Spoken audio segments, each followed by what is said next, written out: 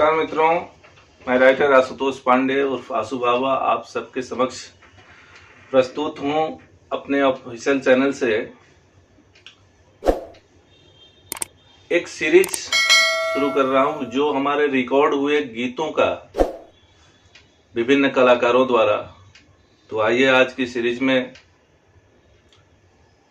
विवेक गुप्ता जी का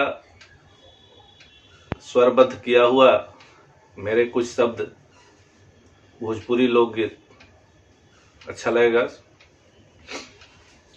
कि शादी हमसे रचैला हमके दुल्हन बनैला, शादी हमसे रचैला हमके दुल्हन बनैला, इहे उठा तारे मन में विचार बलमू, मेला घूमे चली आरा के बाजार बलमू, मेला घूमे चली पटना बाजार बलमू।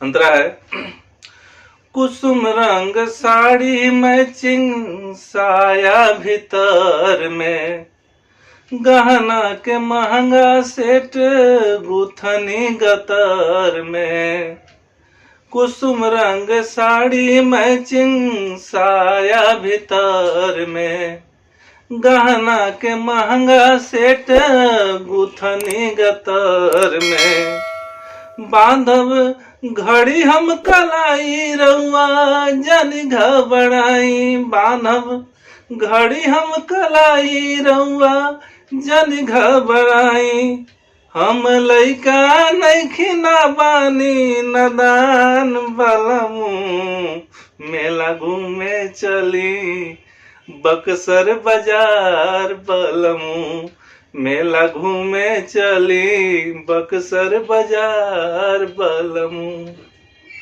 अगला अंतरा पापा जी के मोछिया के गौआ में शान हो, पापा जी के मोछिया के गौआ में शान हो, मम्मी जी के राजा हम हाई परान हो, मम्मी जी के राजा हम हाई परान हो, नमरी लेला 5,000 खर्चा पानी और भाड़ा, नमरी लेला 5,000 खर्चा पानी और भाड़ा, मम्मी भरी दी है खोई छा में प्यार बलमू, मम्मी भरी दी है खोई छा में प्यार बलमू, मेला घूमे चली पटना बाजार बलमू। रंगबाज और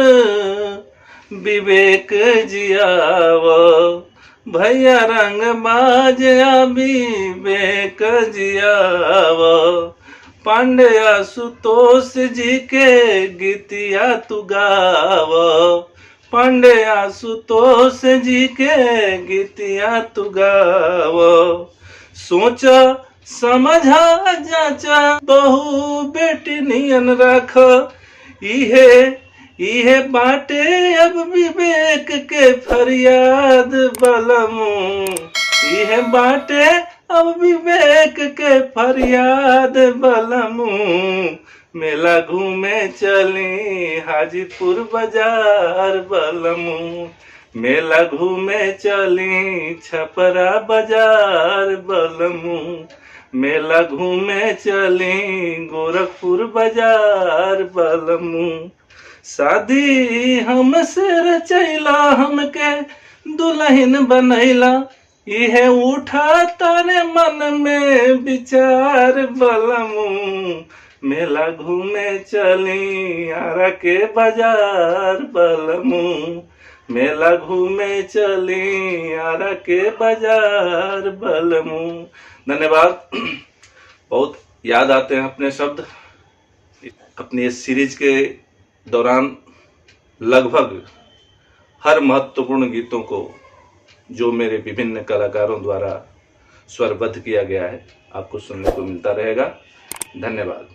वीडियो को लाइक कर दीजिए, चैनल को सब्सक्राइब कर लीजिए और अच्छा लगा तो एक बार अपने मित्रों के साथ शेयर कर दीजिए। जय हो, जय हो।